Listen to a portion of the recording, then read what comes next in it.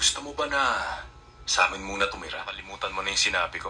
Huwag ako magdala ng kahit lang ang paraan ko para makabawi sa'yo. Kaya tanggapin mo to. Ay nako, hindi nito matutumbasan yun. Pero yan ang papa ni Juan, di ba? Sa allowance ko naman eh. Kahit na, hindi mo yan pinaghirapan. Kala ko talaga isasauli nyo rin siya kahong yun. Abala ako sa pagtatrabaho. Totoong sinabi ko, malaking pasasalamat ko sa lahat ng mga bagay na di na ibigay ng mama niya. Buong puso niyong pinunuan para sa kanya. Kaya naman, alam kong si Hejun mas magpapakabait. Siya yung tipo ng batang sa hinaharap, malaki ang isusukli sa Dapat inyo. gawin niya. Hindi na yun kailangan. Anong magulang ang nag-aabang ng bayad mula sa anak niya? Inispoil mo masyado yan. Aba ni ayaw pahawakan ng basura. Sige ka, wala nang magagawa yung batang yan ng saya. Samantala lang naman ako dapat dito eh.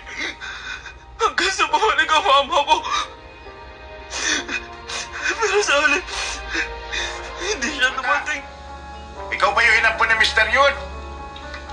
Opo. Unasan mo mabuti. Dahil kapag hindi mo inayos, isasauli ka niya sa bahay niyo. Sige ka. Uy kayo, sabing mag-ingat kayo sa pananalita niyo eh. Huwag ganon.